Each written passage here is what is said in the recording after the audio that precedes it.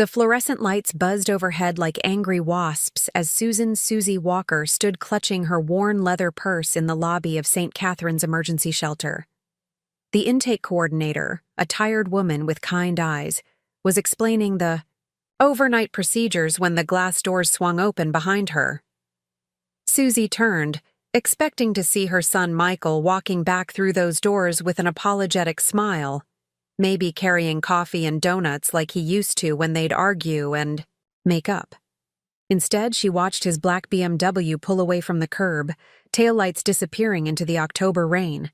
Before we jump back in, tell us where you're tuning in from, and if this story touches you, make sure you're subscribed, because tomorrow, I've saved something extra special for you. The coordinator's voice grew distant as the reality settled over Susie like a cold fog. Her own son had just dropped her off at a homeless shelter and driven away. Not because she was actually homeless, not because she needed help, but because he thought it was funny. Because somehow, in his 32 years of life, Michael Walker had decided that humiliating his 60-year-old mother was entertainment. She could still hear his laughter echoing in her ears, the way he'd doubled over when she'd looked confused at the shelter entrance. "Come on, Mom. It's just a joke. You're always so dramatic about everything. Stay here for a night.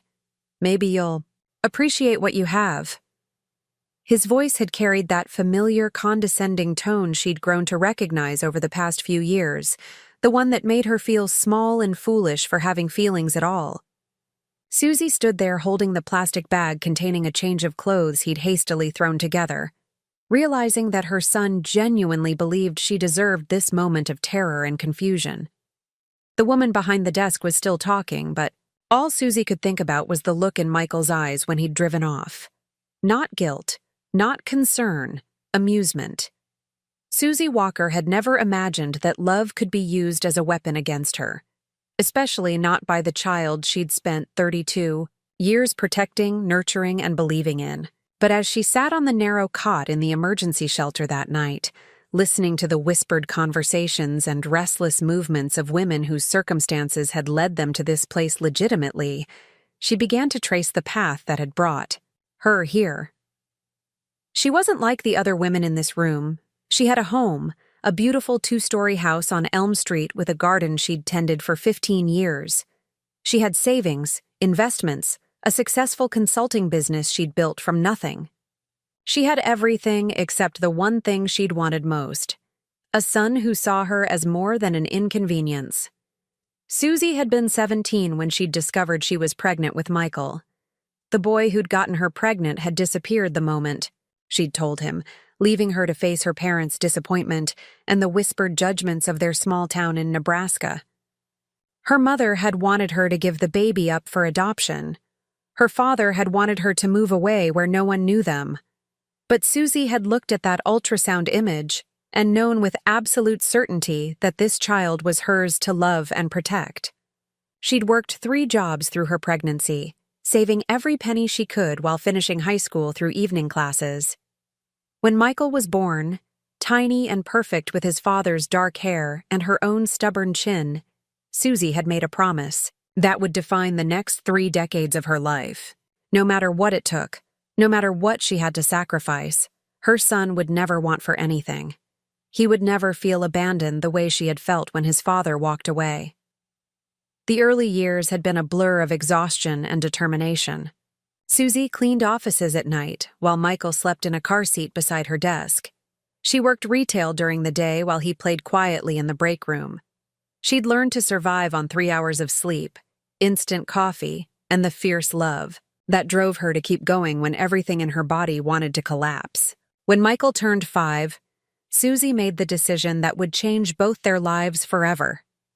She moved them to Chicago, where opportunity felt possible, and the past couldn't follow them. She'd enrolled in community college, studying business, administration while Michael was in school, working nights to pay for both their education and their tiny apartment in a neighborhood that was safe but far from fancy. Those were the years Susie remembered most fondly, when Michael would do his homework at the kitchen table while she studied for her own tests. They'd quiz each other over dinner, celebrate good grades with ice cream from the corner store, and dream together about the future they were building. Michael had been her partner then, her little champion who would cheer when she passed an exam, and who understood that their sacrifices were temporary, building blocks toward something better. Susie had graduated with honors and immediately found work at a small marketing firm, starting as an assistant but quickly proving herself indispensable. She had a natural gift for understanding what people wanted and how to give it to them, a talent that had been honed by years of reading Michael's moods, anticipating his needs, and smoothing the rough edges of their life together. By the time Michael started middle school, Susie had been promoted twice and was earning enough to move them to a better apartment with 2 bedrooms and a view of the park. She'd furnished Michael's room first, making sure he had everything he needed for school and activities, while she continued sleeping on a fold-out couch in the living room for another year until she could afford a proper bedroom set. High school brought new challenges and new dreams. Michael had shown an aptitude for technology and business, often helping Susie with her computer problems and showing an interest in her work that made her heart swell with pride. They would talk about his future over dinner, planning his college, applications, and discussing the internships she could help him find through her growing network of professional contacts. Susie had been promoted to account manager by then and had started taking freelance consulting projects on weekends to build what she called their college fund. Every extra dollar went into savings, every bonus was carefully invested. She wore the same clothes for years, drove a used car until it literally wouldn't run anymore, and packed lunch every day while Michael got money for the cafeteria because she wanted him to fit in with his classmates. When Michael's senior year arrived, Susie had saved enough to send him to any college he wanted. He'd been accepted to Northwestern University with a partial scholarship, and Susie had gladly paid the remaining tuition, room, and board costs. She'd driven him to campus that first day in August, helping him move into his dorm room and meeting his roommate's parents, who seemed surprised when they learned she was a single mother. "You should be very proud," the roommate's father had told her. "Not many kids from single-parent homes make it to a school like this." Susie had smiled politely, but the comment had stung. As if being raised by one parent who loved him completely was somehow a disadvantage rather than a blessing. As if the fact that she'd worked multiple jobs and sacrificed everything to give Michael opportunities somehow made her family less than. College was when the changes began, subtle at first, but growing more pronounced with each semester. Michael started talking differently, using phrases Susie didn't recognize and developing opinions about things he'd never cared about before. He became critical of their apartment when he came home for breaks, making comments about the furniture being outdated or the neighborhood not being nice enough. He started asking why she'd never remarried, why she'd never done more with her life. Susie had tried to explain that she had done something with her life. She'd raised him, built a career, created a stable home for them both. But Michael seemed to view her choices through a different lens now, seeing sacrifice where she saw love, limitation where she saw dedication. The summer after his sophomore year, Michael had landed an internship at a tech company through a connection Susie had made for him. He'd lived at home to save money, but instead of being grateful for the opportunity to avoid debt, he'd complained constantly about having to take the train downtown, about the small size of his childhood bedroom, about the way Susie still worried about him and wanted to know where he was going. "You're so clingy, Mom," he'd said one evening when she'd asked him to call if he was going to be out past midnight. "I'm 20 years old. You can't keep treating me like a child." Susie had backed off, giving him more space and independence, but the criticism had hurt. She wasn't being clingy. She was being a mother who cared about her son's safety. But Michael seemed to interpret every expression of love as an attempt to control him. By his senior year, the distance between them had grown even wider. Michael rarely called unless he needed something, and his visits home became shorter and filled with tension. Preparing and narrating this story took us a lot of time, so if you are enjoying it, subscribe to our channel. It means a lot to us. Now back to the story.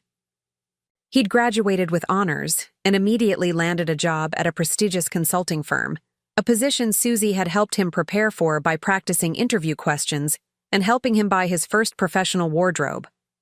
The day after graduation, Michael had told her he was moving to a luxury apartment downtown with 2 college friends.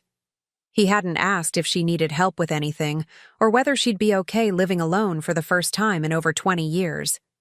He'd simply announced his decision and asked her to co-sign the lease because his credit wasn't established enough yet. Susie had signed the papers, helped him with the security deposit, and driven him to his new apartment with a carload of furniture and household items she'd bought for his new place. She'd hugged him goodbye in the lobby of his sleek building and driven home to an apartment that felt cavernous and silent without his presence.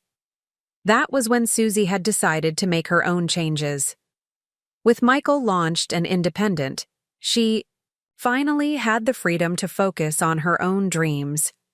She'd saved enough money over the years to start her own consulting business, and she'd spent months researching the market, developing a business plan, and building a client base before finally leaving her corporate job. Walker Consulting Solutions had started small, with Susie working from her dining room table and taking meetings at coffee shops. But her reputation for delivering results had grown quickly, and within 2 years she'd moved to a proper office space and was earning more than she ever had as an employee.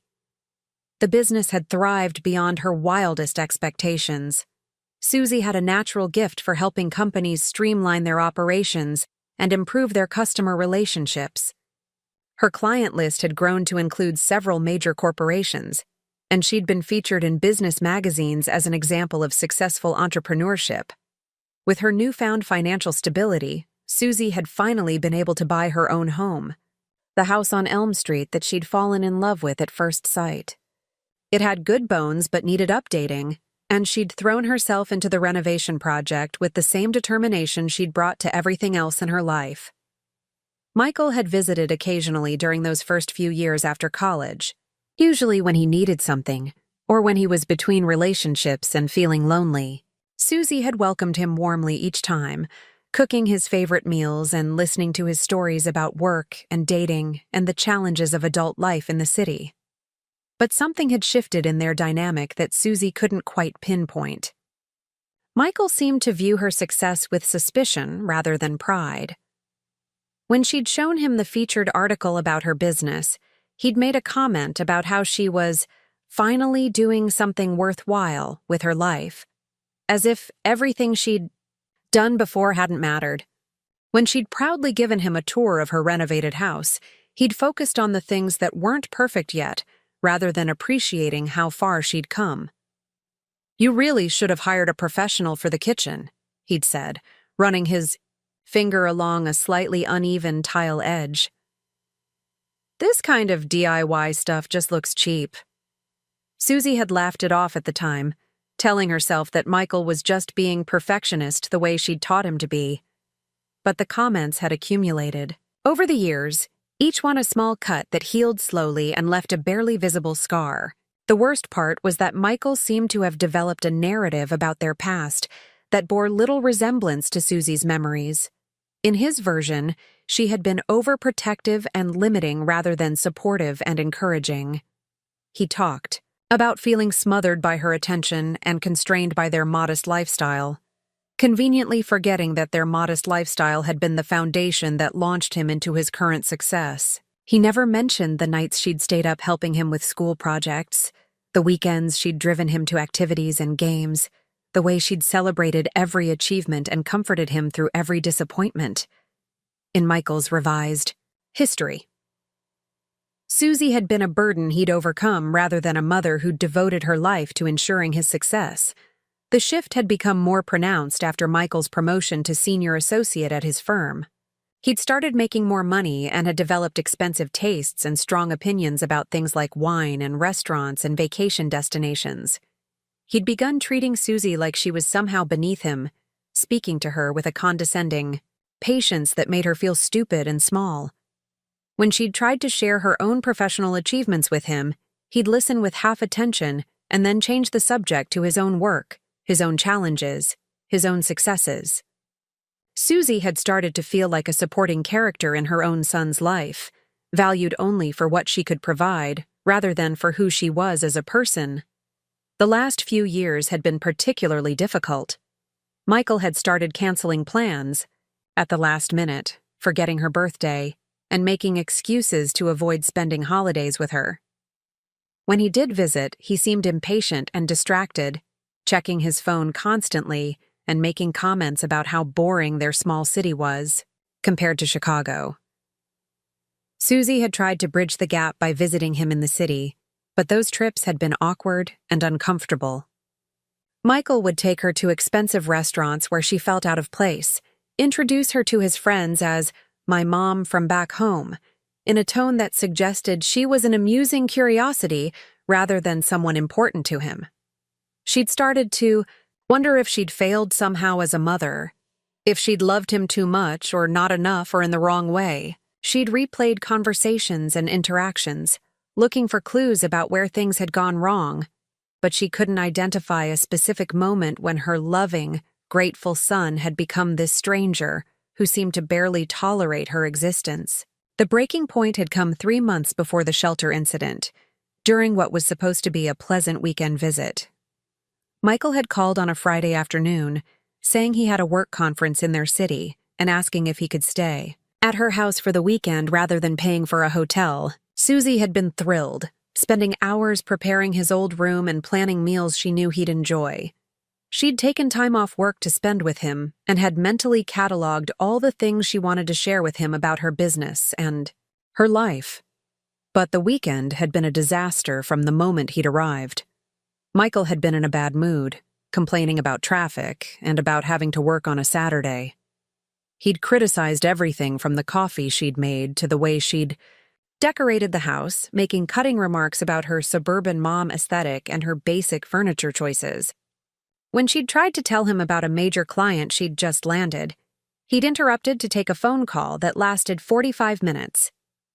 When she'd suggested they go to the farmer's market together like they used to, he'd rolled his eyes and said he didn't have time for that kind of thing anymore.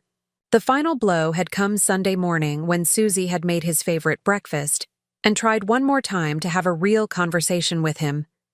She'd asked about his work, his relationships, his plans for the future, genuinely wanting to understand what was going on in his life.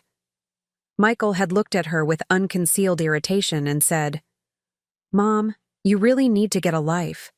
I can't be your whole world anymore. It's weird and it's exhausting." The words had hit Susie like a physical blow. She'd stared at him across the kitchen table, this man she'd raised and loved and sacrificed for, and realized that he genuinely believed she was pathetic, that her love for him was something embarrassing rather than precious, that her interest in his life was burdensome rather than caring. She'd excused herself to go to the bathroom and had cried silently for 10 minutes, trying to understand when caring about your child had become a character flaw. When she'd returned to the kitchen, Michael had been loading his bags into his car, eager to escape back to his important life in the city. "Thanks for letting me crash," he'd said casually, as if he'd done her a favor by staying in her home and eating her food and accepting her hospitality. "I'll try to visit again soon." But he hadn't visited again. He'd barely called. And when he'd finally contacted her 6 weeks later, it had been to execute his cruel joke at the homeless shelter. Now, lying on a thin mattress in a room full of women who had real problems and genuine need, Susie finally understood that the son she'd raised and loved no longer existed. In his place was a stranger who viewed her as entertainment, as someone so unimportant that her humiliation could be a source of amusement. The realization didn't bring anger, not yet. It brought a deep, aching sadness for the relationship she'd thought they had and the man she'd hoped he would become. But underneath the sadness, something else was stirring. A recognition that Michael's perception of her wasn't just wrong, it was dangerously misinformed. He thought she was weak, dependent, someone who existed solely in relation to him. He had no idea who she really was or what she'd accomplished. He'd been so focused on escaping what he saw as her limitations that he'd never bothered to see her strengths. As Susie finally drifted off to sleep in that uncomfortable bed, surrounded by the quiet breathing of women who were fighting real battles for survival, she made a decision that would change everything. It was time for Michael to learn exactly who his mother was, and it was time for her to stop protecting him from the consequences of his own cruelty. The education was about to begin, and the tuition was going to be higher than he'd ever imagined. The morning light, filtering through the shelter's barred windows, felt different than any sunrise Susie had ever experienced. She'd spent the night listening to stories that broke her heart and opened her eyes in ways she'd never expected. Maria, the woman in the cot next to hers, had fled an abusive husband with nothing but the clothes on her back and her 2-year-old daughter. Jennifer, across the room, had aged out of foster care at 18 and been living on the streets for 3 months, trying to save enough money for a security deposit on an apartment while working 2 minimum-wage jobs. These women were fighting real battles, facing genuine hardships, struggling against circumstances that were largely beyond their control. And here was Susie, someone who owned property worth more than most people made in a decade, sleeping among them because her son thought her fear and confusion were amusing. The intake coordinator, Linda, approached her during the morning meal distribution. "Mrs. Walker, I need to ask you a few questions for our records. Do you have somewhere to go today, or will you be needing extended services?" Susie looked around the room at the women who would be staying, who had nowhere else to turn, no resources to fall back on. The guilt sat heavy in her stomach. "I have somewhere to go," she said quietly. "This was just temporary." Linda nodded, but her eyes were kind and knowing. "Sometimes temporary situations teach us things we needed to learn. You're welcome back if you ever need us, but I have a feeling you're going to be just fine." Susie called a taxi from the shelter's lobby, refusing the coordinator's offer to help her contact family members. As she waited on the front steps, clutching the plastic bag Michael had given her, she felt something crystallizing in her chest. Not anger, not yet, but a cold, clear understanding of exactly what had happened and what it meant. The taxi driver, an older gentleman with tired eyes, glanced at her in the rearview mirror as they pulled away from the shelter. "Rough night?" he asked gently. "You could say that," Susie replied, "but I think it might have been exactly what I needed." The ride to her house on Elm Street took only 15 minutes, but it felt like traveling between 2 different worlds. From the harsh fluorescent lights and industrial carpeting of the shelter to her tree-lined neighborhood with its well-maintained lawns and flower beds. From the sound of women crying softly in the night to the quiet hum of her central air conditioning and the familiar creak of her front door. Susie stood in her foyer, looking around at the home she'd built with her own hands and her own money, and felt the first spark of something that would grow into a fire over the coming weeks. Michael thought she was nothing. He thought she was weak, dependent, someone who existed at his mercy. He had no idea what he'd just awakened. She walked through her house slowly, seeing it with new eyes. The hardwood floors she'd refinished herself during long weekends when Michael was too busy to visit. The kitchen she'd gutted and rebuilt, learning plumbing and electrical work from YouTube videos because she couldn't afford contractors. The home office where she'd built a business that now generated more revenue than Michael's prestigious firm salary. In her office, Susie sat down at her computer and opened the files she hadn't looked at in months. Financial statements, investment, portfolios, property deeds, business valuations. Numbers that told a story Michael had never bothered to learn. Her consulting business wasn't just successful, it was thriving. Her investments weren't just stable, they were growing. Her net worth wasn't just comfortable, it was substantial. Susie pulled out a legal pad and began making calculations, adding up assets she'd accumulated through years of careful planning and smart decisions. The house, fully paid off, appraised at $450,000 last year.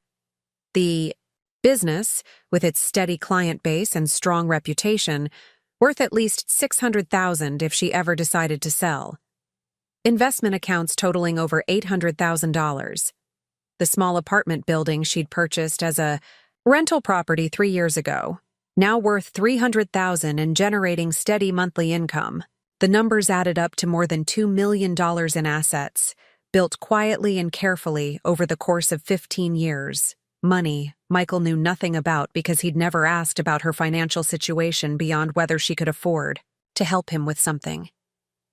Susie leaned back in her chair, looking at the figures she'd written down. She'd built this wealth not for herself, but for Michael's future.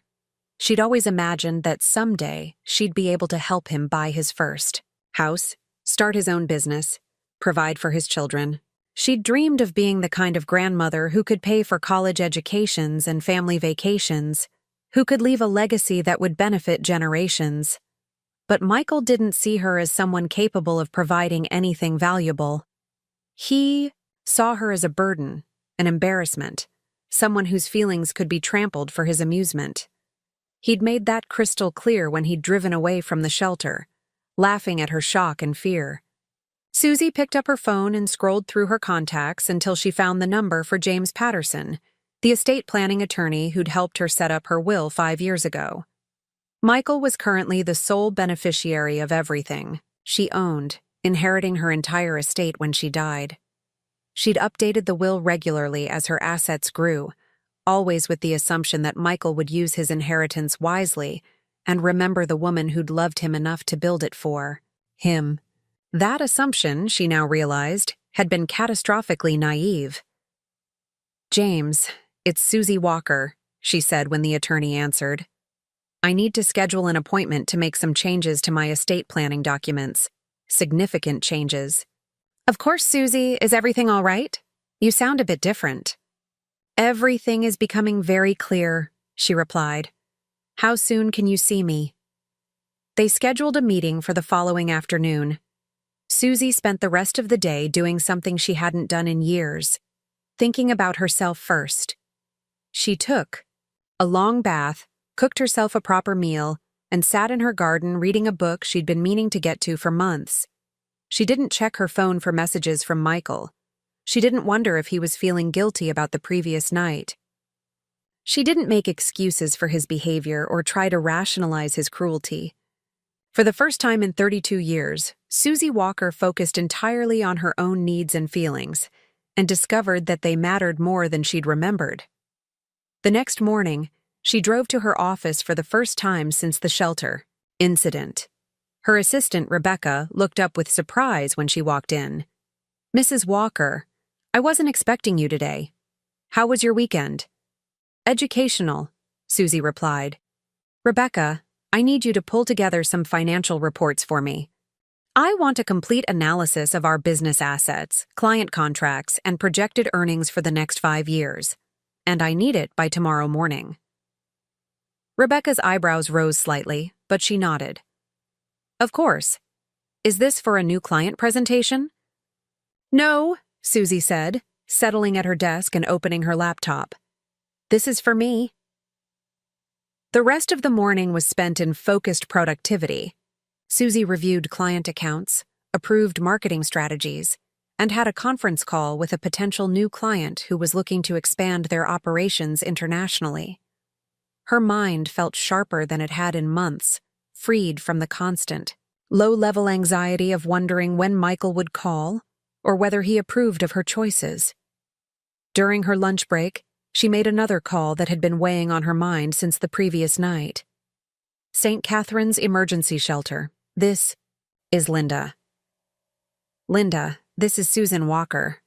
I stayed there Sunday night." "Of course, I remember you. How are you doing, honey?" "I'm doing well, thank you. I wanted to ask about making a donation to the shelter. What would be most helpful?" There was a pause on the other end of the line. "That's very generous of you, Mrs. Walker. We always need funding for basic supplies, food, and our job training programs. But honestly, what we need most is operational support. We're always struggling to keep the lights on and the building maintained. What would it cost to fully fund operations for a year? Susie asked. Another pause, longer this time. Mrs. Walker, that would be… Well, our annual operating budget is about $200,000. That's not the kind of amount most individuals can contribute. Send me the information, Susie said. I'd like to review your financial statements and see where I can help most effectively. Linda's voice was stunned. Of course. Are you sure? I'm very sure. The women I met there deserve better than uncertainty about whether their safe place will still exist next month. I'll be in touch. Susie hung up feeling lighter than she had in years. Money was meant to be used for things that mattered, and helping women who were genuinely in need mattered far more than preserving an inheritance for someone who thought her humiliation was entertainment. That afternoon's meeting with James, Patterson was illuminating in ways Susie hadn't expected. The attorney, a careful man in his 60s who'd known her for years, listened without interruption as she explained what had happened at the shelter and what she wanted to change. Susie, I have to ask, are you making these decisions in response to a temporary emotion, or have you thought this through carefully? James, I've been thinking about this for longer than I realized. What happened at the shelter just made it impossible to ignore anymore. She handed him the list she'd prepared, outlining her new wishes for her estate. The house would go to a housing nonprofit that helped single mothers find stable homes. The business would be sold, with proceeds divided between several charities focused on women's education and empowerment. Her investment accounts would fund scholarships for first-generation college students. The rental property would be donated to an organization that provided transitional housing for women leaving abusive situations. Michael would receive exactly what he'd earned through his treatment of her. Nothing. This is a complete restructuring, James said, reviewing her notes. Your son is currently set to inherit everything. Are you certain you want to eliminate his inheritance entirely? I'm certain, Susie replied. Michael has made it clear that he views me as someone whose feelings don't matter, whose dignity is expendable for his amusement. I won't reward that behavior with financial security he doesn't deserve and clearly doesn't need. James nodded. Slowly. What about a trust fund with conditions? Sometimes that can encourage behavioral changes while still providing some family security. No, Susie said firmly. Michael is 32 years old with a good job and no dependents. He doesn't need my money, and he certainly hasn't earned it. My assets will go to people who will use them to build better lives, not to someone who thinks abandoning his mother at a homeless shelter is funny. The attorney was quiet for a long moment, then began taking notes.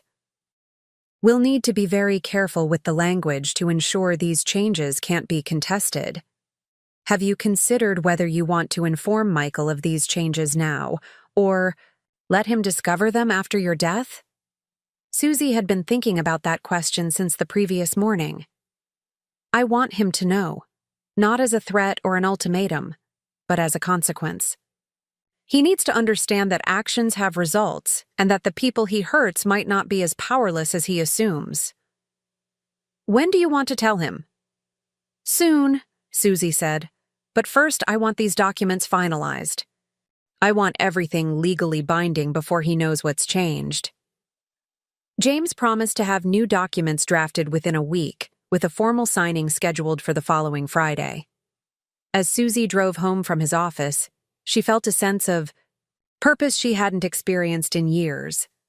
She wasn't acting out of spite or revenge, but out of clarity. Her money would go to people who needed it, and would use it well, not to someone who'd demonstrated such casual cruelty toward the person who'd given him everything. That evening, Susie did something she'd been avoiding for months. She blocked Michael's number from her phone.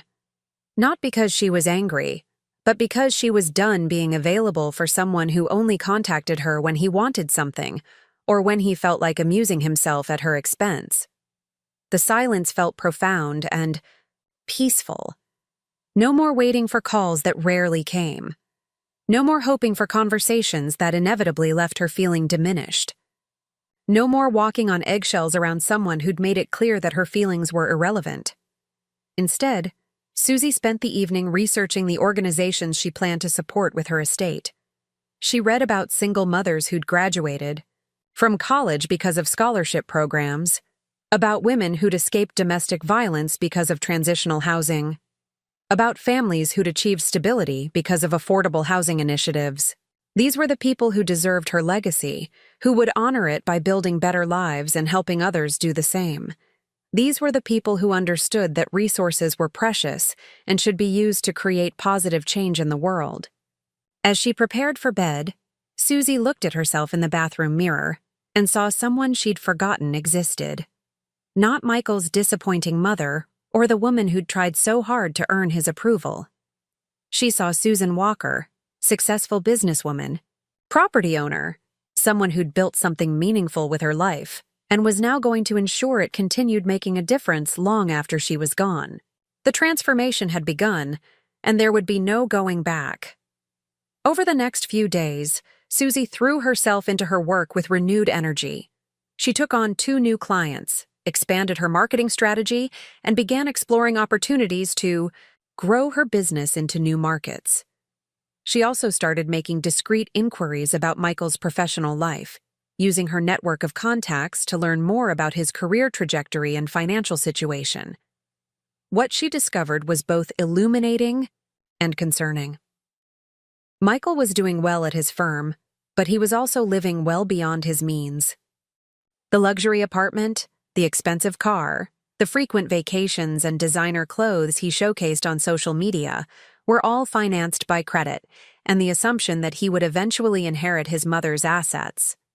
Several of her contacts mentioned that Michael had been quite open about his expectation of coming into significant money when his mother died.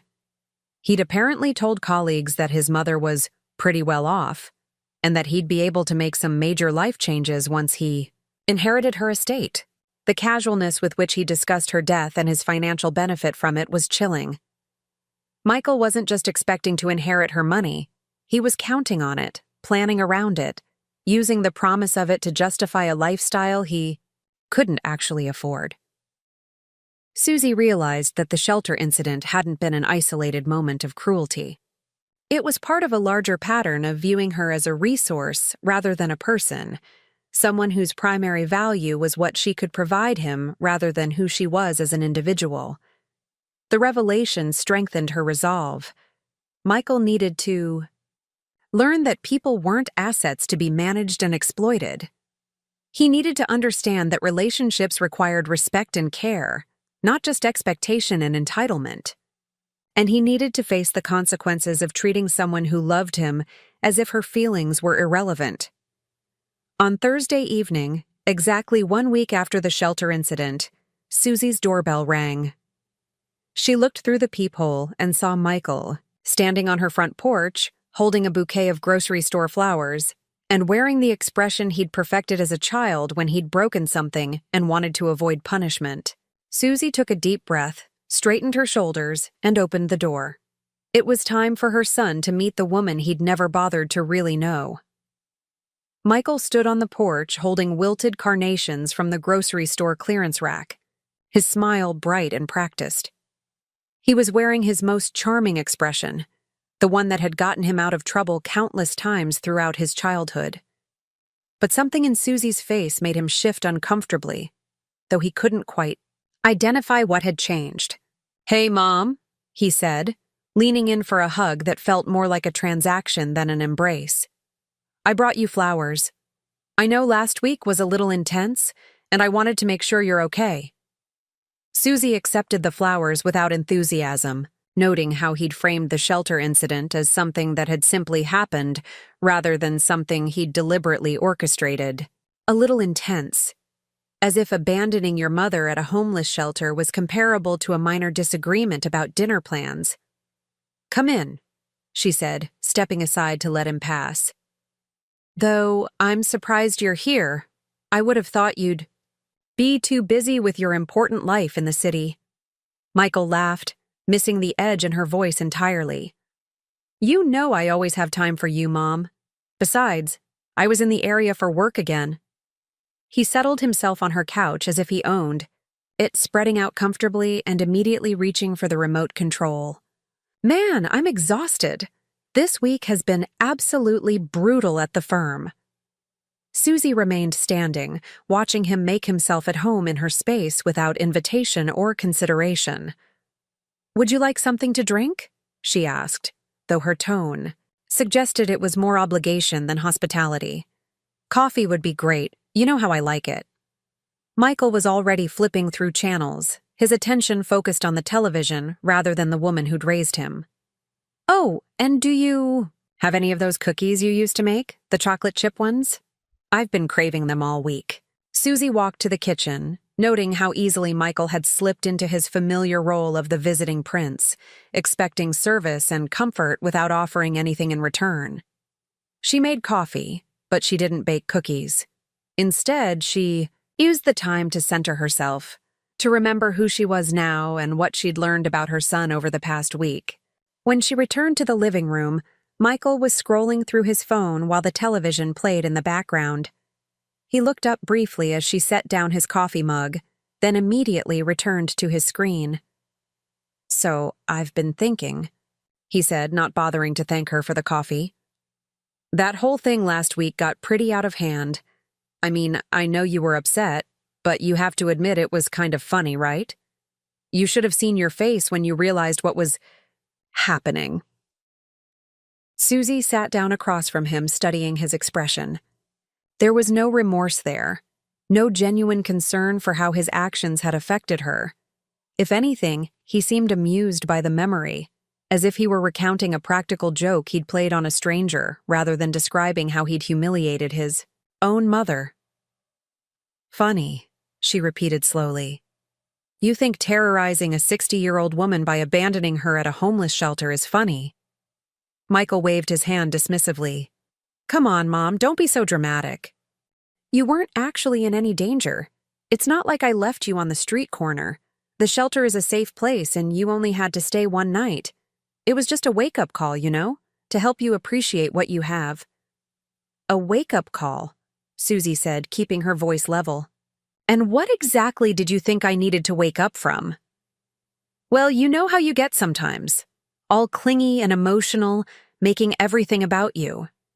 I thought maybe if you experienced what real hardship looked like, you'd stop being so needy all the time." Michael took a sip of his coffee and made a face. "This tastes different. Did you change brands?" Susie ignored the question about the coffee. "Needy?" she said. "You think caring about my son makes me needy?" "I mean, yeah, kind of. You call too much, you want to know every detail about my life, you get hurt when I can't visit every weekend. It's a lot, Mom. I have my own life to live. And I can't constantly worry about managing your emotions." The casual cruelty of his words hit Susie like a physical blow, but she'd spent the past week preparing for this conversation. She'd known that Michael would try to justify his behavior, to make her feel like she'd somehow deserved what he'd done to her. She'd also known that his justification would reveal exactly how he really viewed their relationship. "Managing my emotions," she repeated. "Is that what you think a relationship with your mother should be? Management?" Michael sighed, the sound heavy with exaggerated patience. "Look, I'm not trying to hurt your feelings here. I'm just being honest. You've built your whole life around me, and that's not healthy for either of us. You need to find your own identity, your own interests, maybe get a hobby or something." Susie almost laughed at the irony. Here was her son, who knew nothing about her business success, her financial independence, or her charitable interests, telling her she needed to find her own identity. He was so convinced of her emptiness that he couldn't see the full life she'd built right in front of him. "You think I don't have my own identity?" she said. "Well, do you? I mean, what do you do all day when you're not working your little consulting thing? You spend most of your time thinking about me, don't you? Wondering when I'm going to call, planning what you'll say when I visit, worrying about whether I'm eating enough or working too hard." Michael leaned forward, his expression earnest. "That's not a life, Mom. That's just existing in relation to someone else. The accuracy of his assumptions about her old patterns was startling, even though those patterns had changed dramatically over the past week. Michael was describing the woman she used to be, the mother who had indeed organized her world around his needs and availability. But he was speaking as if that dynamic was inherent and permanent, rather than something that could evolve and change. "And what do you think would be a better life for me?" Susie asked. Michael brightened, apparently relieved that she was receptive to his guidance. "Well, you could travel more, take those art classes you used to talk about, maybe join a book club or volunteer somewhere. There are lots of things people your age do to stay busy." People your age, as if she were ancient and irrelevant rather than 60 and in her prime. As if the activities he was suggesting were meant to occupy her time rather than fulfill her spirit. He was essentially recommending that she find ways to distract herself from bothering him, not encouraging her to pursue meaningful goals. "Volunteer somewhere," she said thoughtfully. "That's an interesting suggestion." "Exactly. You could help out at the library, or maybe that animal shelter downtown. Something that would give you a sense of purpose without being too demanding." Michael seemed pleased with his problem-solving. "And then, when I visit, we could talk about your volunteer work instead of you always asking about my job and my relationships." Susie realized that Michael wanted her to become a different kind of prop in his life. Not the needy, emotional mother who required management, but the busy, fulfilled mother who would provide interesting conversation without demanding too much attention. He wanted her to transform herself into someone more convenient for him, someone whose needs wouldn't interfere with his comfort. "You've really thought this through," she said. "I have. And I think the shelter thing, as unfortunate as it was, might actually be a good starting point. Like, now you know what real problems look like, so hopefully you won't get so worked up about small stuff anymore." Michael reached over and patted her hand in a way that felt patronizing rather than affectionate. "I just want you to be happy, Mom. And I think you'll be happier when you're not so focused on me all the time."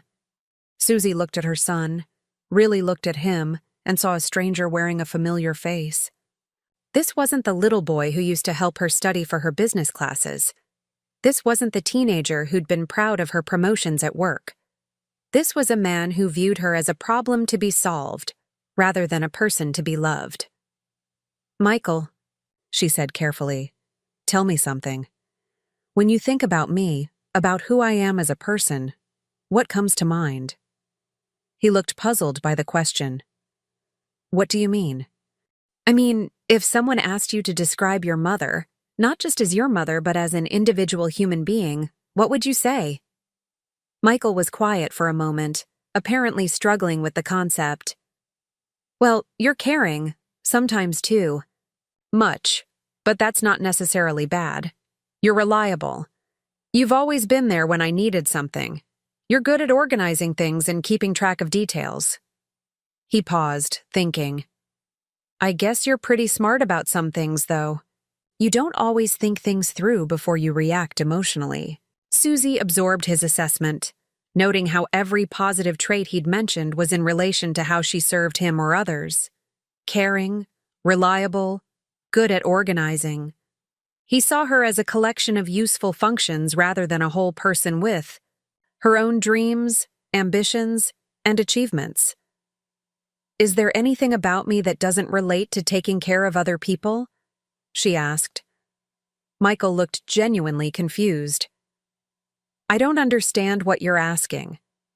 I'm asking whether you see me as a person who exists independently of my relationships, whether you think I have value beyond what I provide to other people."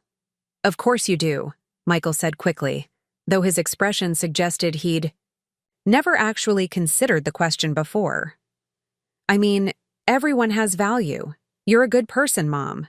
You just need to find ways to apply that goodness to a wider circle instead of focusing so much on me." Again, his solution involved her redirecting her energy toward serving others rather than developing herself. He couldn't conceive of her having ambitions or interests that weren't centered on caretaking, because he'd never bothered to learn about the parts of her life that didn't involve him. Susie stood up and walked to the window, looking out at the garden she'd designed and planted herself. "Michael, how much do you think this house is worth?" He glanced around the living room, taking in the furniture and decor with the casual assessment of someone who'd never been personally responsible for acquiring any of it. "I don't know, maybe 150, 175. It's a nice house, but it's not exactly luxury. Why?" His estimate was off by nearly $300,000, but Susie wasn't surprised. Michael had never asked about her financial situation beyond whether she could afford to help him with something. He'd assumed that because she lived modestly and didn't flaunt wealth, she must not have any. "Just curious," she said. "What about my business? How do you think that's going?" "It's fine, I guess. I mean, you seem to stay busy with it and you're able to pay your bills. It's not like you're getting rich off it, but it's a nice little income for someone your age." Michael's tone was indulgent, as if he were praising a child's lemonade stand. "I'm proud of you for keeping yourself occupied with it." Occupied, as if her successful consulting business was a hobby designed to fill her empty hours rather than a legitimate career that generated substantial income. Michael had no idea that her nice little income was actually significantly higher than his own salary, or that her client list included companies he'd recognize and respect. "You're proud of me for keeping myself occupied," Susie repeated. "Well, yeah. I know it can't be easy to find meaningful work at your stage of life, so I think it's great that you've found something that makes you feel useful." Michael smiled at her as if he'd just given her a wonderful compliment. "Not everyone your age is able to adapt to the modern business world the way you have." Susie turned back to face him, feeling a clarity that was both painful and liberating. Her son didn't just underestimate her. He had no idea who she was at all. He'd constructed an entire narrative about her life based on assumptions and stereotypes, rather than curiosity or genuine interest. In his mind, she was a lonely older woman with a small consulting business that helped her feel important, living in a modest house and organizing her life around his occasional visits. The real Susan Walker, the one who'd built a multi-million-dollar estate through intelligence and hard work, might as well have been invisible to him. "Michael," she said, settling back into her chair, "I want to ask you something, and I want you to think carefully before you answer." "Okay," he said, though he was already reaching for his phone again. "Put the phone down," she said firmly. He looked surprised by her tone but complied, setting the device on the coffee table. "What's going on, Mom? You're acting kind of weird. I want you to tell me what you're planning to do with your inheritance when I die." Michael's expression shifted, becoming uncomfortable and slightly guilty. "That's a weird thing to ask about." "Is it? You're 32 years old and I'm 60. It's not unreasonable to discuss estate planning. I'm asking what your plans are for the money you expect to inherit." "I don't really think about it," Michael said, but his face was reddening slightly. "I mean, obviously I hope you live for a very long time. I'm not sitting around waiting for you to die or anything." Susie waited, maintaining eye contact, until Michael's discomfort forced him to continue. "I guess when the time comes, I'd probably use some of it to pay off my student loans and maybe upgrade my living situation. Nothing extravagant, just normal stuff." He was speaking carefully now, as if he were navigating dangerous territory. "Is there a reason you're asking about this?" "I'm curious about what you think you'll be inheriting," Susie said. "How much money do you expect to receive?" Michael shifted in his seat, clearly wishing this conversation would end. "I don't know, Mom. I've never really thought about specific numbers. Whatever you leave me, I'll be grateful for. But you must have some idea. You've made comments to your colleagues about coming into money when I die. You've planned financial decisions around the assumption that you'll inherit my assets. Surely you have some estimate of what those assets might be worth." Michael's face went pale. "I don't know who told you that, but I've never discussed your personal business with my colleagues. That would be completely inappropriate. Susie smiled, recognizing the deflection tactic he'd perfected as a teenager. When caught in questionable behavior, deny the specific accusation while ignoring the larger issue. So, you're saying you've never mentioned to anyone at work that you expect to inherit money from me? I might have mentioned that you're financially stable, but only in the context of explaining why I don't worry about you being able to take care of yourself. It wasn't about inheritance or anything like that. The lie came so easily that Susie wondered how many other things Michael had misrepresented over the years. She had detailed information about his conversations with colleagues, provided by contacts who were concerned about his casual attitude toward her death and his financial benefit from it. "Michael," she said quietly, "I want you to understand something very clearly. The person you described earlier, the needy woman with no identity beyond her relationship with her son, the one who needs to find hobbies to fill her empty life, that person doesn't exist." "What do you mean?" "I mean you don't know me at all. You've created a fictional version of me based on your own assumptions and convenience, and you've been relating to that fiction rather than to the actual person I am." Susie leaned forward, her voice gaining strength. "The woman you abandoned at a homeless shelter last week isn't the pathetic dependent you think she is. She's someone you've never bothered to really see or understand." Michael looked, genuinely confused. "Mom, I think you're overreacting again. I know you better than anyone. We've lived together for 18 years, and we've been close ever since." "Close," Susie said. "When was the last time you asked me a question about my life that wasn't related to logistics or whether I could help you with something?" "I ask about your life all the time." "You ask whether I'm okay, whether I need anything, whether I'm keeping busy? You don't ask about my goals, my challenges, my successes, or my interests beyond how they affect you." Susie stood up again, needing the physical height to match the emotional strength she was building.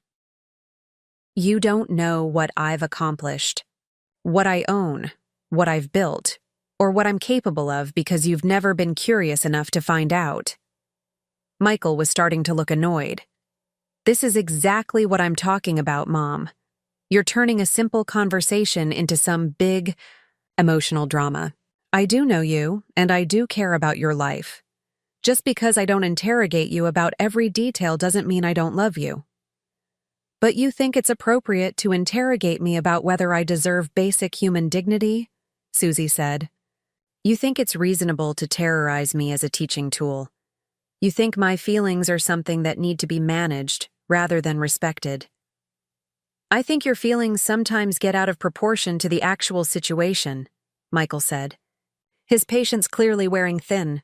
"And I think this is one of those times.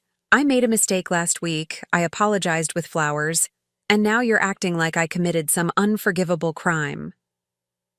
Susie realized that this conversation was never going to reach the resolution she'd hoped for. Michael was too invested in his narrative about her, too comfortable with his role as the long-suffering son managing his difficult mother. He wasn't capable of seeing her as anything other than what he needed her to be. But that was all right. She didn't need his understanding or his recognition. She just needed him to know that consequences were coming, and that the woman he'd underestimated was about to change his life in ways he couldn't imagine. "You're right," she said, her voice calm and steady. "I am making this more complicated than it needs to be. Let's keep it simple.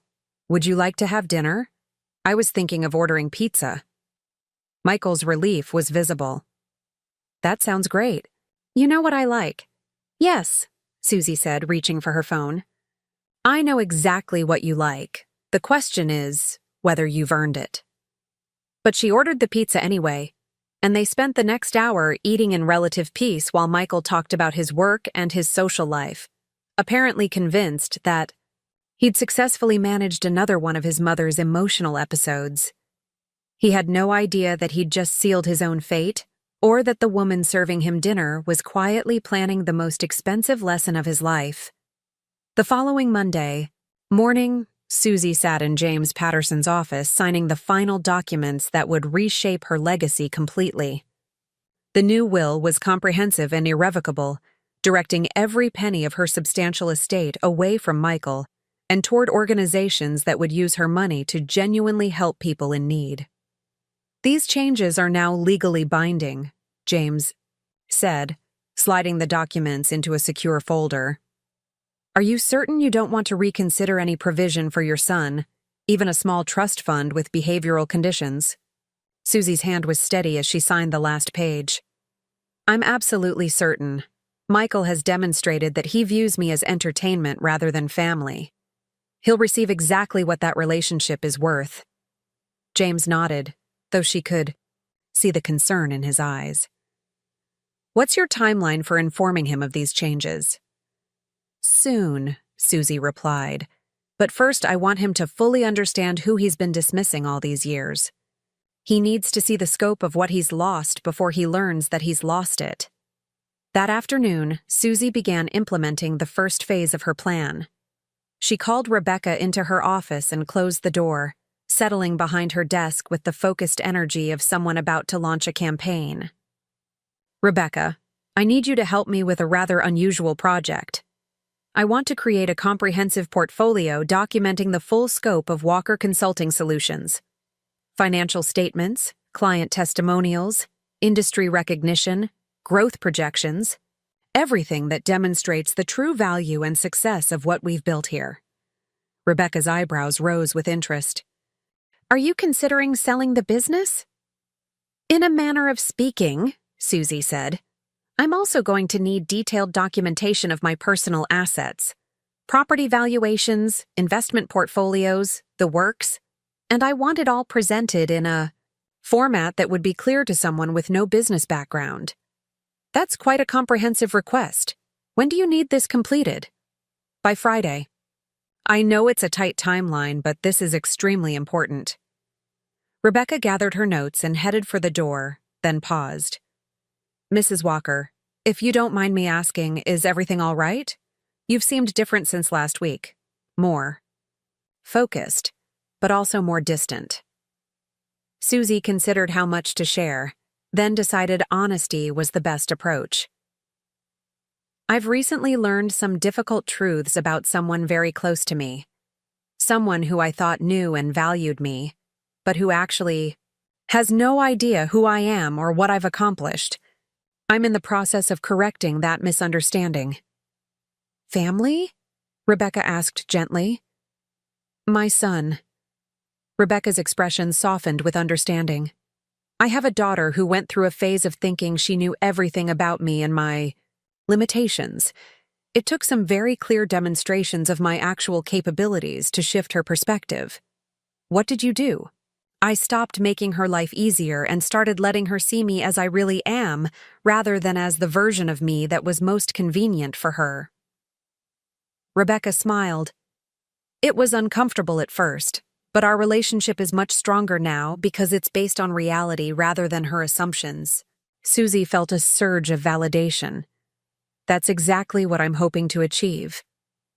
Over the next few days, Susie watched the portfolio come together with a sense of satisfaction she hadn't expected. Seeing her accomplishments documented so thoroughly was revelatory even for her. The business she'd built from her dining room table was now valued at over $600,000. Her investment strategy had generated returns that placed her in the top 5% of individual investors in her age bracket. Her property holdings had appreciated significantly beyond her original projections. On paper, Susan Walker was an undeniably successful entrepreneur and investor, someone who'd built substantial wealth through intelligence, hard work, and strategic thinking.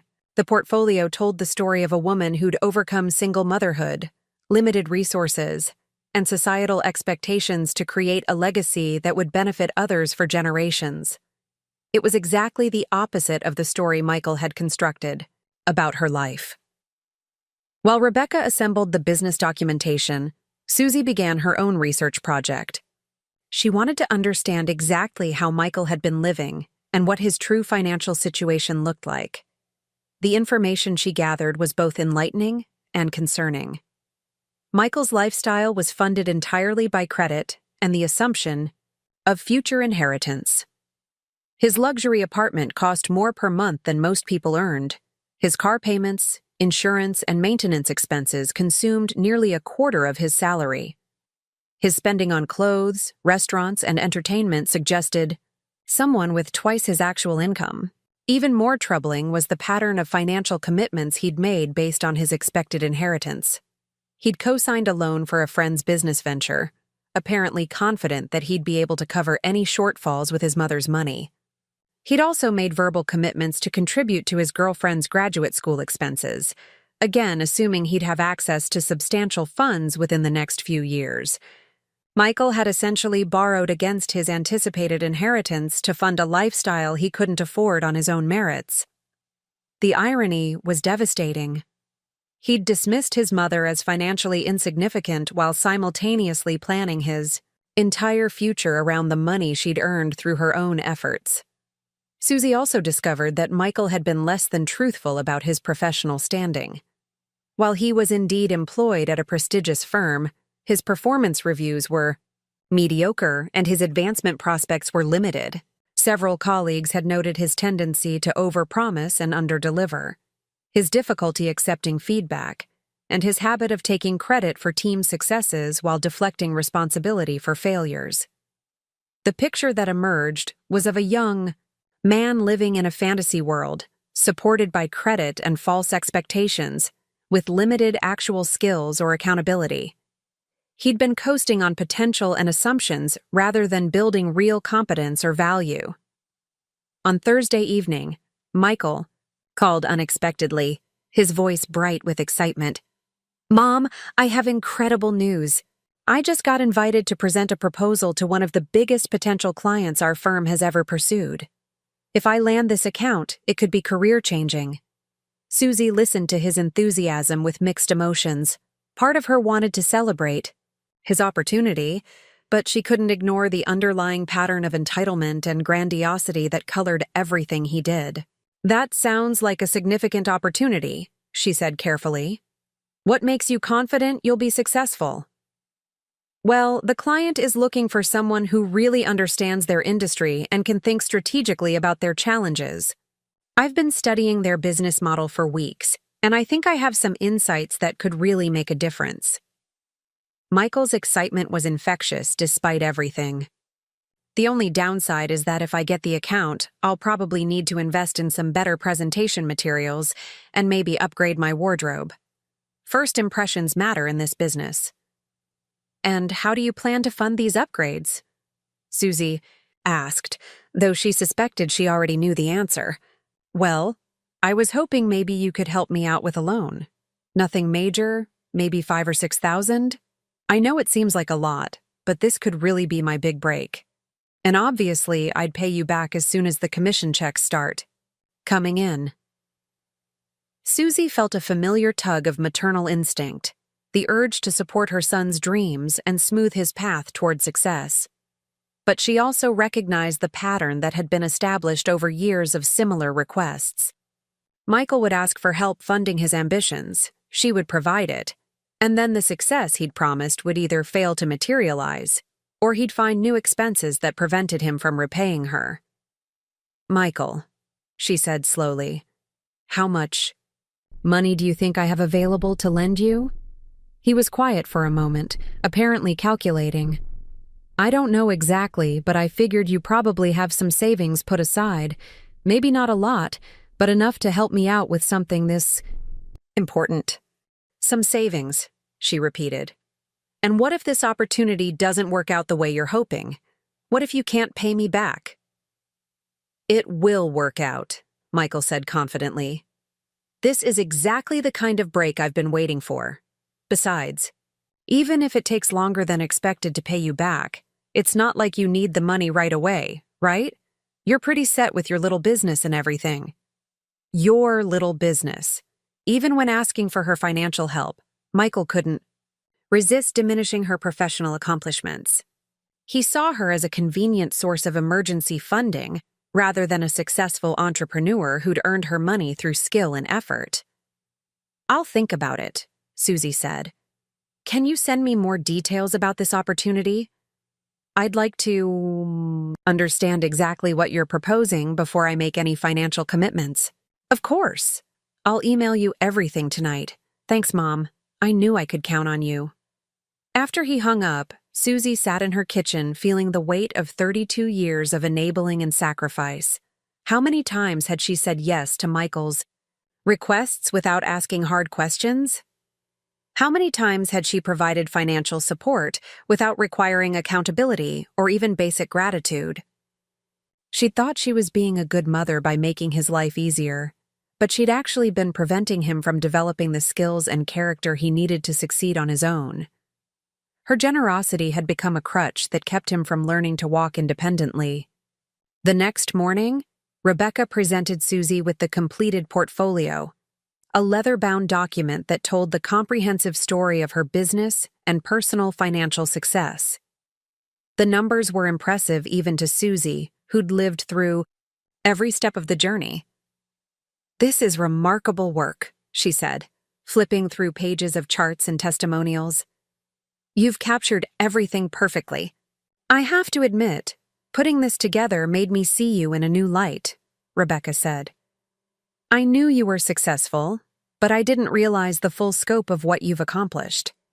This portfolio documents the achievements of someone who should be featured in business magazines and invited to speak at entrepreneurship conferences." Susie smiled. "Maybe that's something to consider for the future. Right now, though, I have a more immediate use for this documentation." That afternoon, Susie drove to Michael's office building in downtown Chicago. She'd never visited him at work before, partly because he'd never invited her, and partly because she'd sensed he preferred to keep his professional and personal lives separate. But today, she wanted to see the environment where he'd built his identity as someone important and successful. The lobby was impressive, all marble and steel and floor-to-ceiling windows. Susie announced herself to the receptionist and waited. In a seating area surrounded by awards and photos showcasing the firm's achievements and prestigious clients. When Michael appeared, he looked surprised and slightly uncomfortable. "Mom, what are you doing here? Is everything okay?" "Everything is fine," she said, standing to greet him. "I wanted to bring you something, and I thought it would be nice to see where you work." "Oh, okay. Well, this is the lobby. Pretty standard office building." Michael glanced around nervously as if he were worried about being seen with her. "What did you want to bring me?" Susie handed him a manila envelope. "The information you requested about my financial situation. Since you're asking me to lend you money, I thought you should understand exactly what you're asking for." Michael took the envelope but didn't open it. "Thanks, but you didn't have to come all the way down here. You could have just mailed it or brought it by the house this weekend." "I wanted to meet your colleagues," Susie said. "You've told them so much about me. I thought it was time we were properly introduced." Michael's face went pale. "I haven't really talked about you that much. And everyone's pretty busy right now." "I'm sure they can spare a few minutes, especially since some of them are so interested in my estate planning." Susie smiled pleasantly. "Why don't you introduce me to whoever's available?" "Mom, this really isn't a good time. I have meetings all afternoon and I don't want to bother people." Michael was speaking quietly now, his discomfort obvious. "Maybe we could do this another time." "Oh, I think now is perfect," Susie said, her voice carrying just enough edge to make it clear she wasn't going to be dissuaded. "I'll only take a few minutes of their time. I'm sure they'll find it educational." Michael looked trapped, glancing between his mother and the elevator that led to his floor. Finally, he sighed in resignation. "Okay, but just for a minute. And please don't embarrass me." As they rode the elevator up to his floor, Susie reflected on how the dynamics between them had already shifted. For the first time in years, Michael was the one who was nervous and uncertain while she felt calm and in control. It was a small preview of the larger reversal that was coming. The office was exactly what she'd expected: modern, expensive, designed to impress clients and reinforce the status of the people who worked there. Michael led her through a maze of cubicles and glass-walled offices, clearly hoping to make their visit as brief and unobtrusive as possible. "Michael," a voice called out from across the room, "is this the famous mother we've heard so much about?"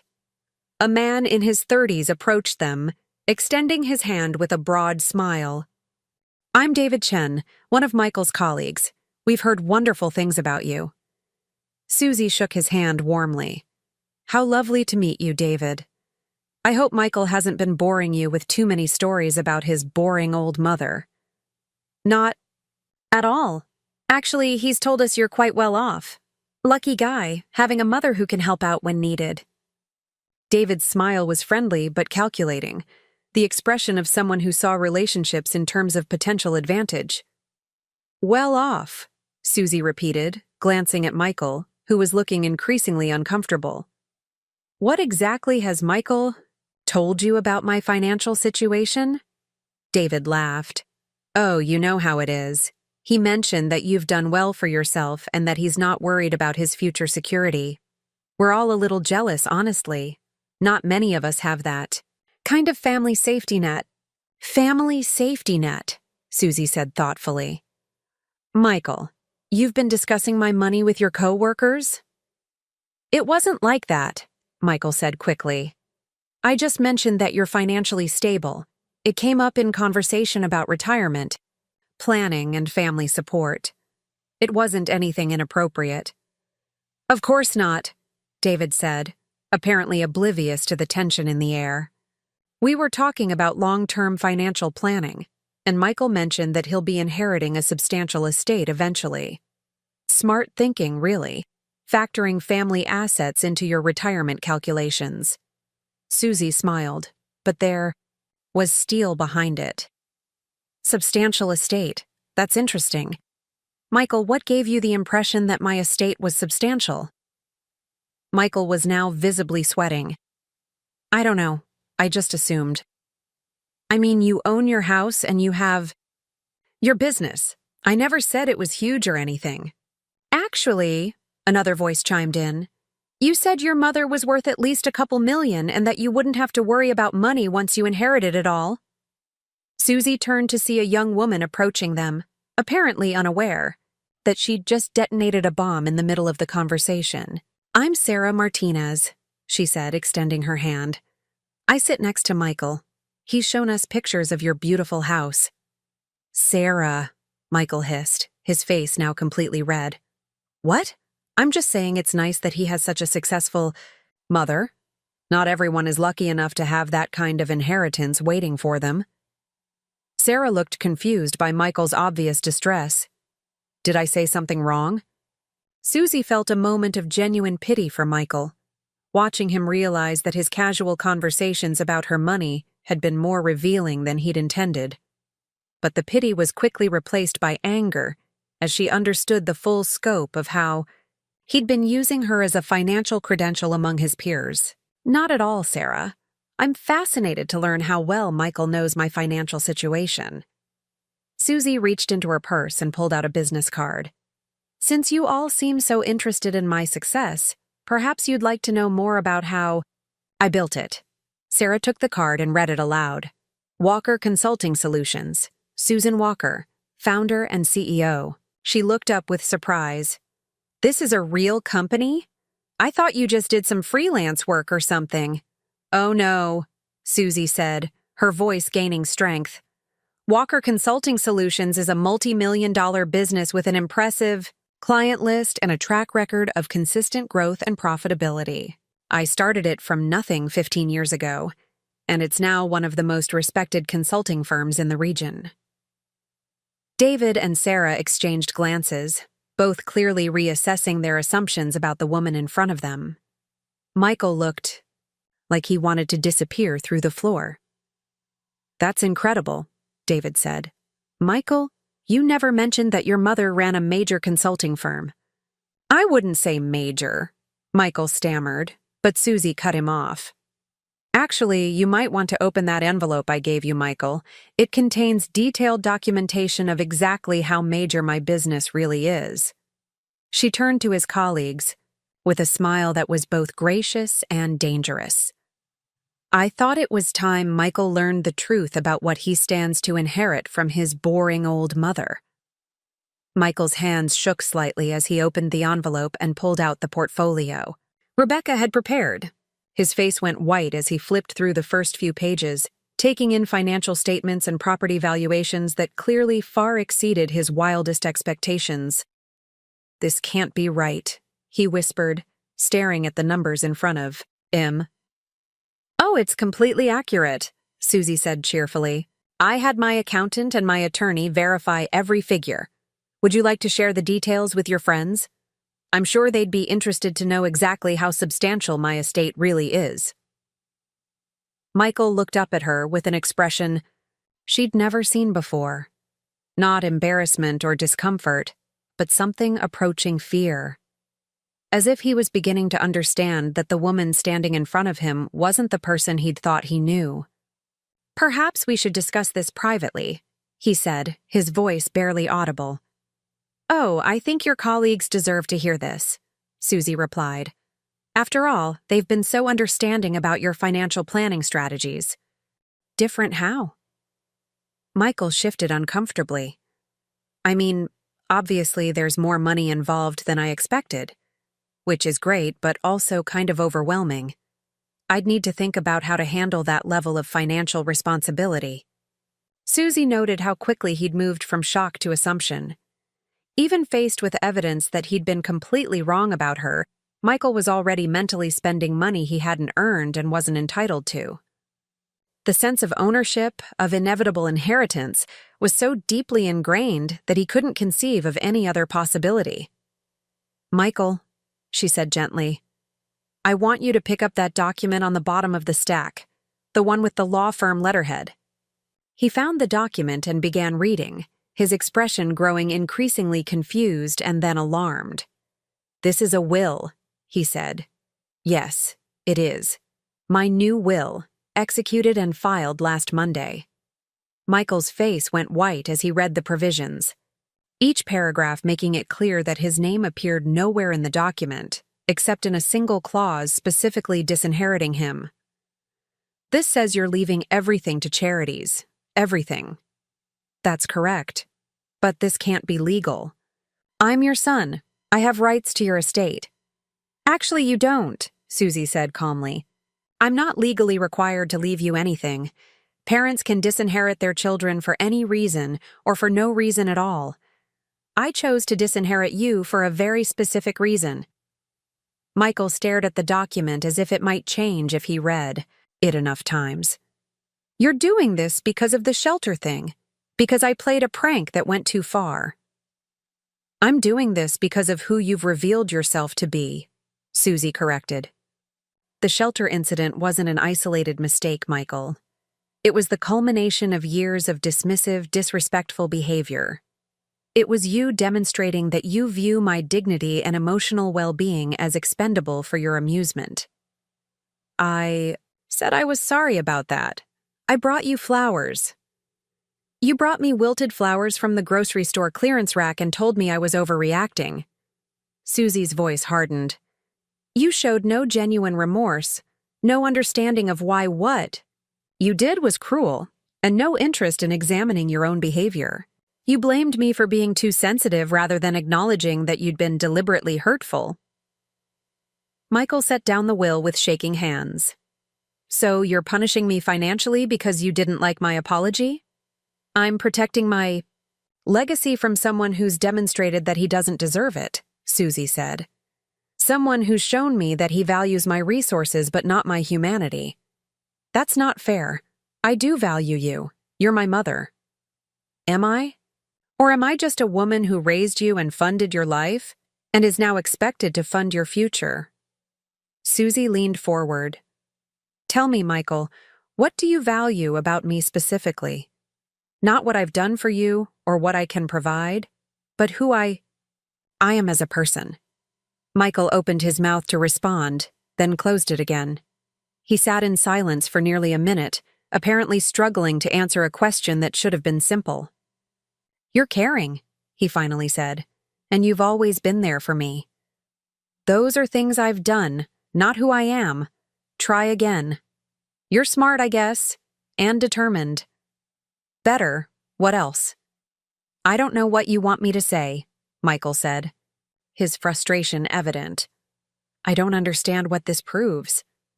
"It proves that you see me as a collection of services rather than as a complete human being with my own dreams, goals, and achievements," Susie said. "You can't describe who I am because you've never bothered to learn. You've been content to see me as mother, the woman who exists to support your life rather than live her own." Michael was quiet again, but this time Susie could see him actually thinking, processing her words rather than just waiting for his turn to defend himself. "I never thought about it that way," he said finally. "I know you didn't. That's exactly the problem. So what happens now? You cut me out of your will, forever, because I didn't ask the right questions about your business." "This isn't about my business, Michael. This is about 32 years of taking me for granted, culminating in you abandoning me at a homeless shelter because you thought it would be funny." Susie stood up and walked to the window, looking out at the garden she'd designed and planted. "You've been planning your financial future around my death, telling your colleagues about the money you expect to inherit, making spending decisions based on assets you haven't earned. That's not normal behavior for someone who loves and respects their parent." "I never planned around your death," Michael protested. "I just assumed that eventually, like with most families, there would be some inheritance. That's normal." "It would be normal if you had a normal relationship with your parent. If you treated me with respect and care, if you showed interest in my life beyond what I could do for you, if you didn't abandon me at homeless shelters for entertainment." Susie turned back to face him. "They should know what you're actually working with." She reached over and took the portfolio from his nerveless fingers, opening it to a page that showed her total net worth in clear, undeniable numbers.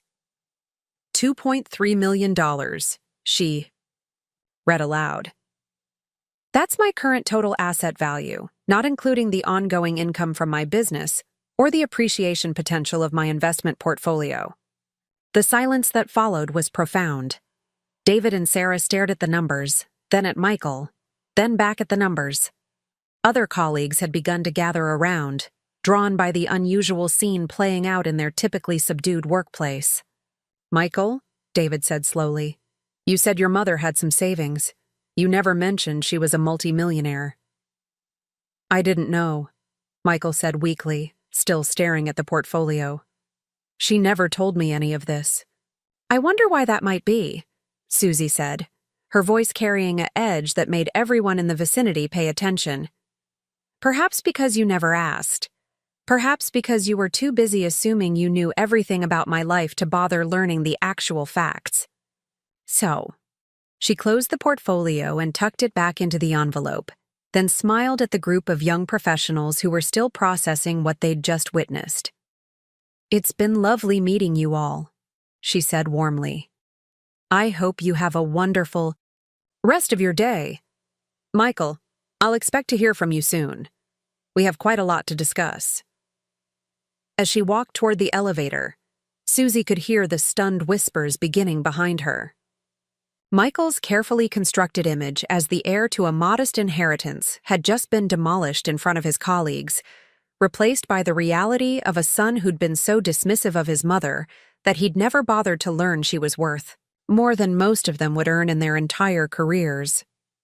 The elevator doors closed on Michael's shocked face, and Susie allowed herself a small smile of satisfaction. The education had begun, and the student was finally starting to understand how much he didn't know about his teacher. Michael didn't call that evening, or the next day, or the day after that. Susie wasn't surprised. She imagined him holed up, in his expensive apartment, poring over the financial documents she'd left with him, trying to reconcile the numbers with his assumptions about her life.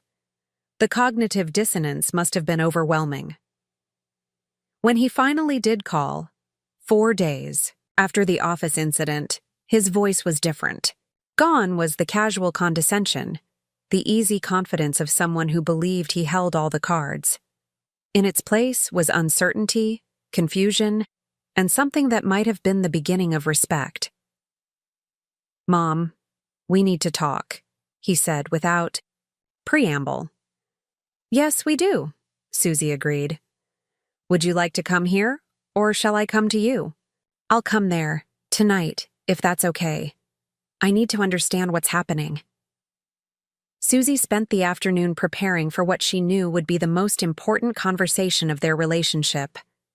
She arranged the living room carefully, placing additional copies of her financial documents on the coffee table alongside the new will James Patterson had prepared. Everything Michael needed to understand his situation was laid out clearly and professionally. When he arrived, Michael looked like he hadn't slept well in days. His usually perfect appearance was disheveled, his expensive shirt wrinkled, his confident demeanor replaced by nervous energy. He sat down heavily on the couch and stared at the documents spread before him. "Is this real?" he asked, picking up the business valuation report. "Are these numbers actually accurate?" "Completely accurate," Susie confirmed. "I had everything independently verified before I showed it to you. I wanted there to be no question about the facts." Michael shook his head slowly. "I don't understand how I didn't know about this. How did you hide all of this from me?" "I didn't hide anything, Michael. You never asked. In 32 years, you've never once inquired about the details of my financial situation beyond whether I could afford to help you with something." Susie settled into her chair across from him. "You assumed I was struggling because that assumption was convenient for you.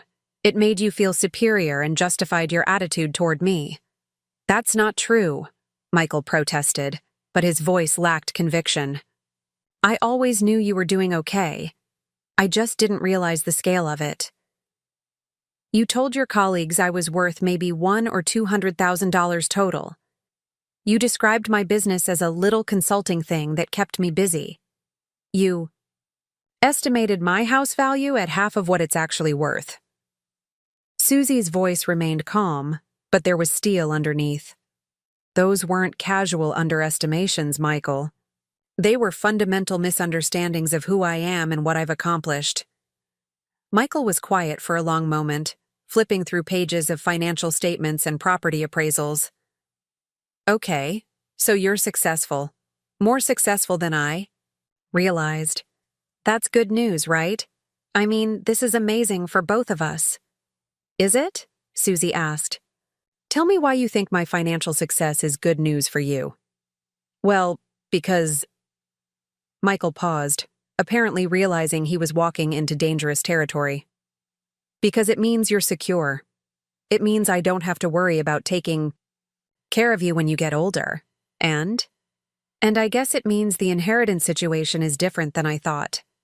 But that's not the relationship we have." Michael sat back heavily, the weight of his situation finally becoming clear. "So there's nothing I can do? This decision is final?" "The legal documents are final," Susie said, "but they're not the end of the story." "What do you mean?" Susie returned to her chair, studying her son's face. For the first time since he'd arrived, she saw something that looked like genuine distress rather than just injured entitlement. "I mean that wills can be changed. People can learn and grow. Relationships can be rebuilt." "Are you saying there's a way to fix this?" "I'm saying there's a way to fix you," Susie said bluntly.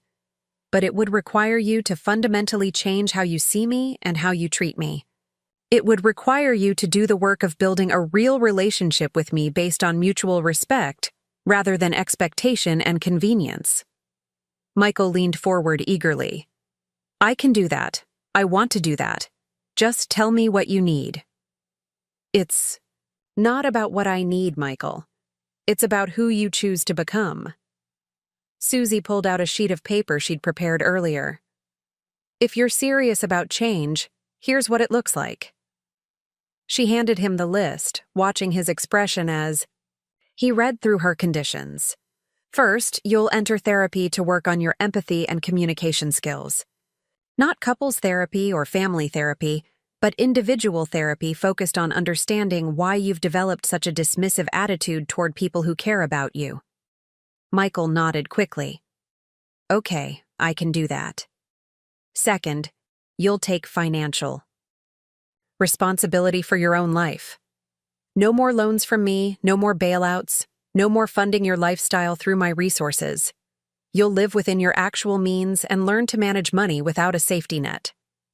His nodding slowed, but he didn't object. Third, you'll demonstrate genuine interest in my life and achievements. You'll learn about my business, my clients, my goals. You'll ask questions about my experiences and listen to the answers without trying to manage or dismiss my feelings. That sounds reasonable, Michael said, though his voice was less confident. Fourth, you'll make amends to the people you've affected with your behavior. You'll apologize to your colleagues for misrepresenting my financial situation and using me as a credential. You'll volunteer at St. Catherine's shelter for 6 months to understand what real hardship looks like. Michael's face paled. You want me to apologize to my coworkers?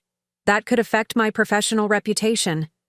Your professional reputation is built on lies and assumptions. It needs to be affected. Susie's voice was firm.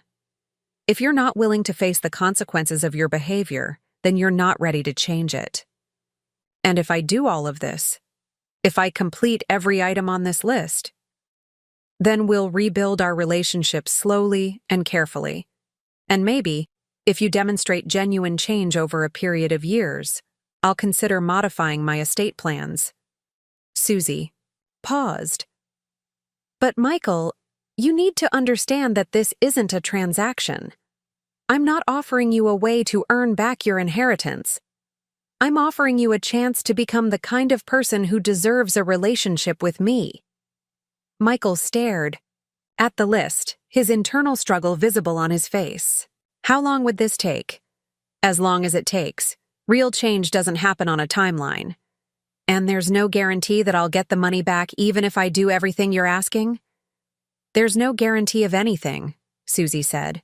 That's what makes it a choice, rather than a manipulation. Michael was quiet for a long time, reading and rereading her conditions. Finally, he looked up at her with an expression she hadn't seen since he was a child. I think I understand now why you did this, he said slowly. I think I understand what kind of person I've become. Tell me. I've become someone who thinks about you in terms of what you can do for me rather than who you are. Someone who doesn't see you as a complete person with your own life and achievements. Michael's voice was quiet, thoughtful. Someone who would abandon his mother at a shelter and then act like she was being dramatic for being upset about it.